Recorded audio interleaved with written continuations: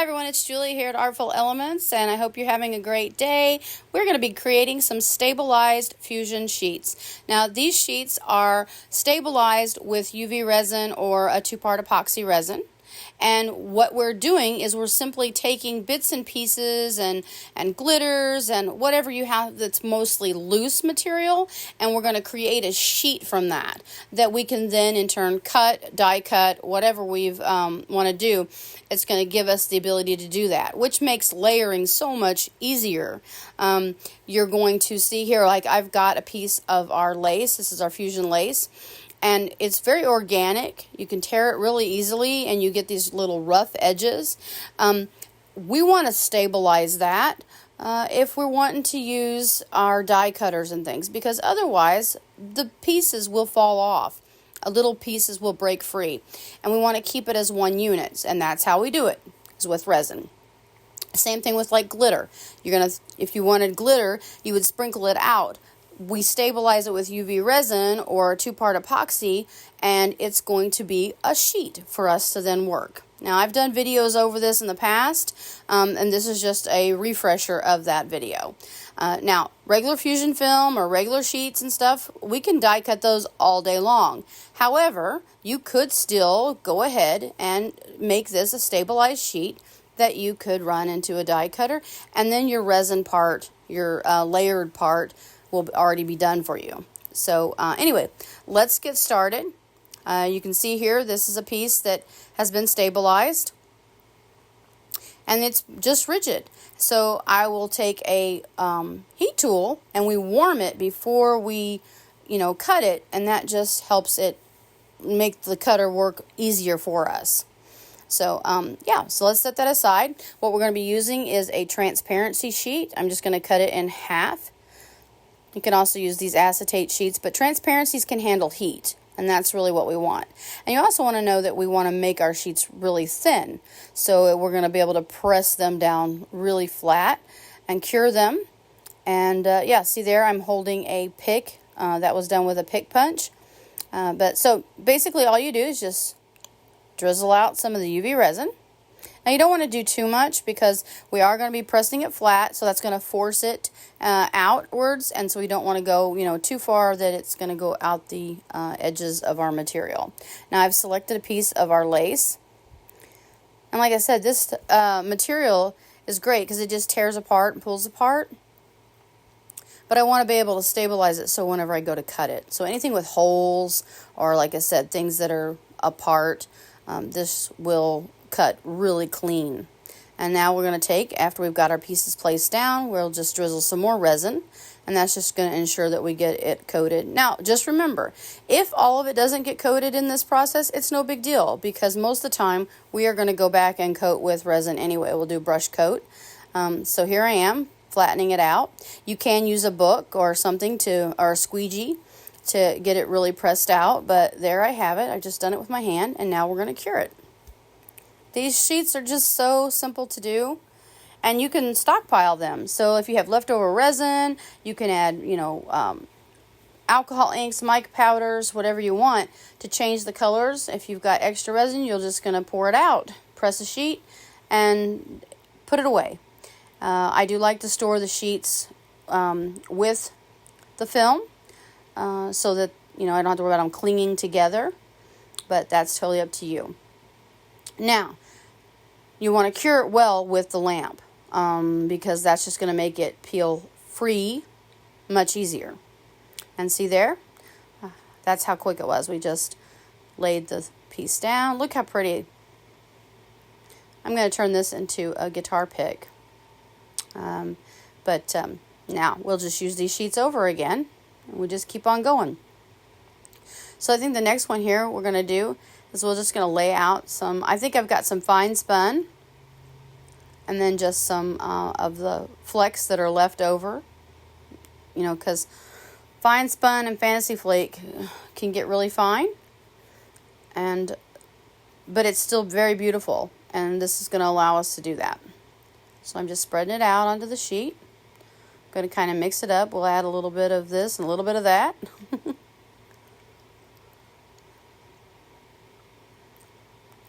Nice thing too is you can always, keep adding to these sheets as well. So if you put out some stuff, gets a little bit made, and then you've like, oh, now I've got some more of that, or I've got another color I want to add to it, just put a little bit more resin, sprinkle it on, put the sheet back on, and flatten it out again. There's no wrong in this, except if you're trying to keep it to a certain thinness. Some of these punches can't handle really thick material, so you do want to keep it thin. But the pig punch and leather dyes, some of the other bigger ones, and you could probably even cut this. I've not done it, but you probably could cut this on a Cricut or a Cameo if you got it pretty well evened out. So here you just see I've just spread it out. Another thing is, once you pile all your material up, remember that the minute you start spreading that, it's going to take the glitter with it, right? It's going to take those bits with it. And so it leaves space with the clear resin. Now here I've just mixed up some purple glitter. I love these glitters. These are not part of the Fusion line, but I use everything. Hello. I don't just use our products. I use everybody's products. I love it. I mean, that's part of being an artist. You don't just keep using one thing. You use it all. So I've just cured it again. And then I'm going to peel it free. This one's really pretty. I could see this for making like a little bow or some earrings. And because once you warm the resin, it's formable.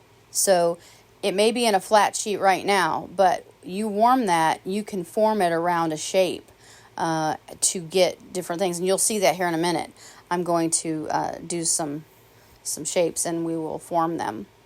So now I've just mixed this up and I'm going to pour it out.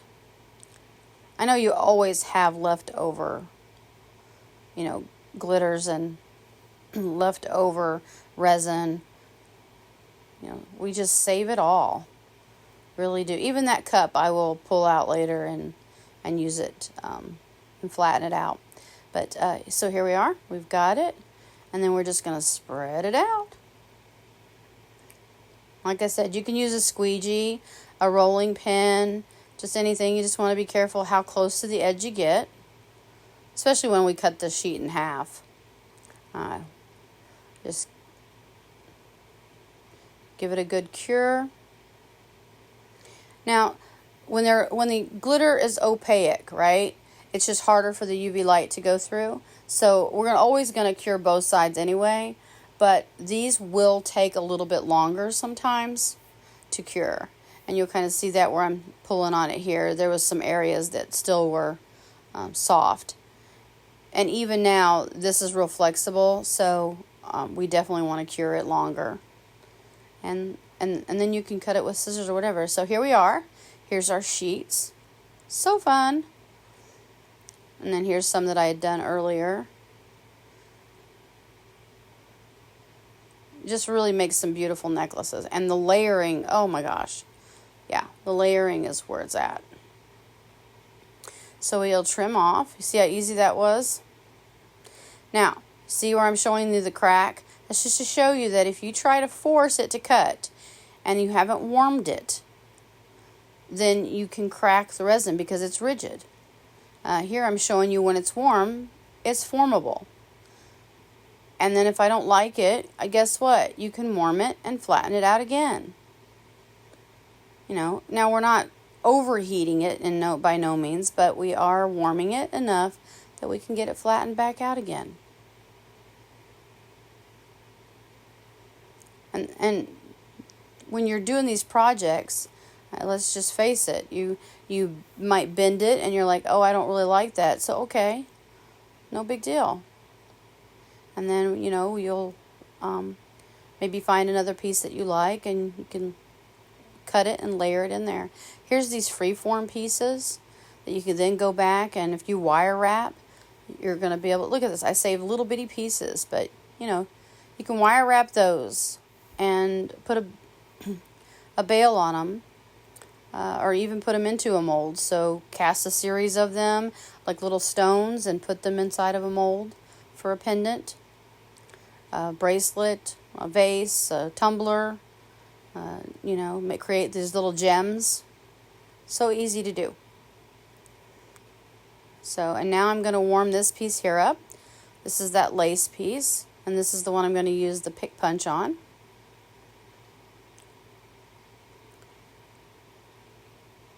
And there it is. It just slides in there.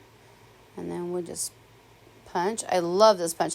These are designed to do, like, you know how you get like those credit card offers or like other cards in the mail that are the rigid plastic?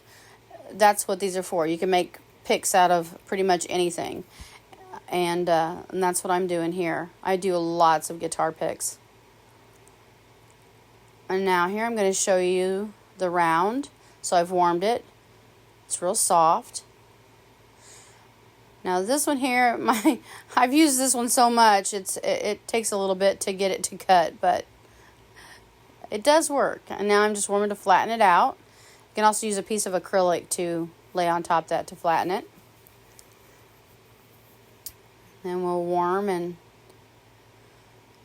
do a second piece.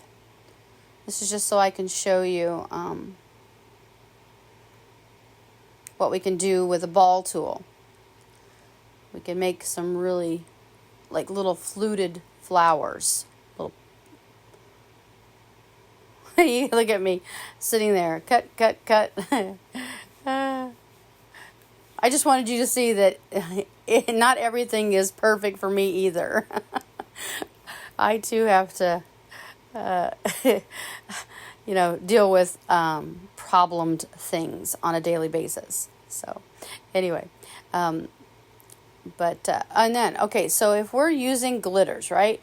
Also, you can curve them and form them, but some glitters, because they're a little bit different shaped, they don't mold or bend without like making a rough edge. So you just want to, watch that type of glitter. But these are fine. These work really well. They're just not the ultra fine, I guess is what I'm trying to say. They're pretty chunky glitters. But yeah, see here, I'm just taking the pair of scissors and we'll cut out a really unique shape. See how easy that is? I know I keep saying that. There's not too many things that are extremely easy when we're dealing with art. So we take the good with the bad, and this is definitely a good. Easy to do. And now I'm just pressing this little ball tool. These are for fondant work. Or if you do paper crafting, shrinky dinks, basically that's what we're doing. We take the resin pieces. These are similar to a shrinky dink, right? They're formable plastic at that point. And there we have it, a little ruffled piece. And you could glue a bead in it, drill a hole through it, and use it, to slide onto a necklace, a strand of any sort, or just build a whole bunch of them up to create another shape. And then there's our pick. And there's our little bitty pieces that we did. So, I hope this helps you. I hope this lets you see that all these little bitty pieces, once you stabilize them, it's going to just make another sheet for you to use in another project. That's really what this is about. It's like, don't throw away the bits. Every bit counts.